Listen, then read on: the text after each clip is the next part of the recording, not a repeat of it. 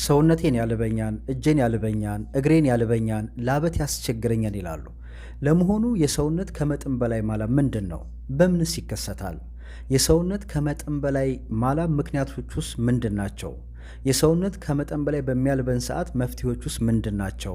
ይህንን ዛሬ ለእናንተ የማጋራችሁ የዛሬ የጤና መረጃዬ ነው። ሼርና ላይክ ማድረግ እንዳይረሳ፣ እንዲሁም ከፕሮፋይል ስር ዩቲዩብ አለ፣ እሱንም ሰብስክራይብ አድርጉ። በዛም የጤና መረጃ ታገኛላችሁ።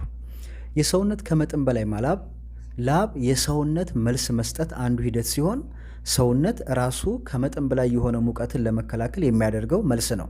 በዚህ ወቅት የማላብ ሂደት ህይወትን የመከላከል ሂደት ይሆናል። ከዚህ ውጭ ያለውና ከመጠን በላይ ማላብ ግን የነርቭ ስነ ስርዓት ለእጢዎች የሚያደርሱት የተሳሳተ መልእክት በተሳሳተ ጊዜ የሚመጣ ነው። ይህ በሽታ አብዛኛውን ጊዜ መዳፍና የእግር ስርን ብብትን ያጠቃል። የዕለት ተዕለት ስራንም ከማከናወን በተጨማሪ ከበድ ያለ ላብ በማህበራዊ ጭንቀትና የመሸማቀቅ ስሜትን ብሎም ራስን ለማግለል ሊያስገድድ ሁሉ ይችላል።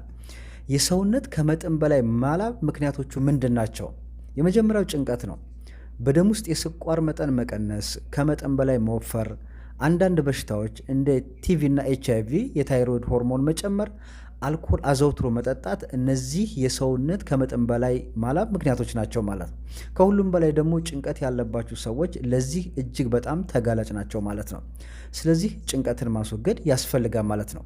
የሰውነት ከመጠን በላይ ማላብ መፍትሄዎች ውስጥ ምንድን ናቸው?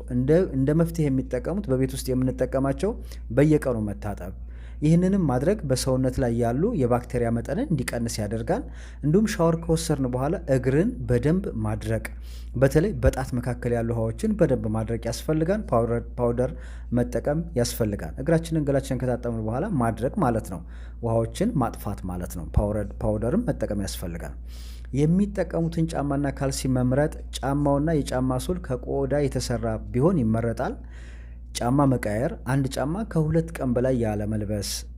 የምትጠቀሙት ካልሲ ጥጥነት ወይም ደግሞ ሱፍነት ያለው ቢሆን ይመረጣል።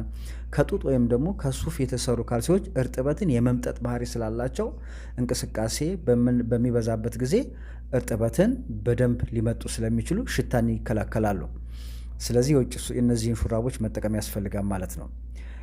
እግርን አየር እንዲያገኝ ማድረግ፣ በሚመች ሰዓት በቤት ውስጥ በስሊፐር መሄድ፣ እንዲሁም ማናፈስ፣ አሸዋ ላይ ባዶ እግር መሄድ፣ መንቀሳቀስ፣ ቅባት የበዛባቸው ምግቦችን፣ አልኮልን ከመውሰድ መቆጠብ ያስፈልጋል ማለት ነው።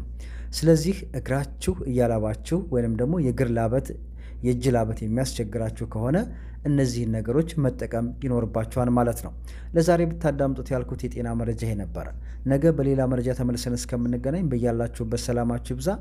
ጁሲ ነበርኩ ከጁሲ ሚዲያ። መልካም ምሽት። ባይ ባይ።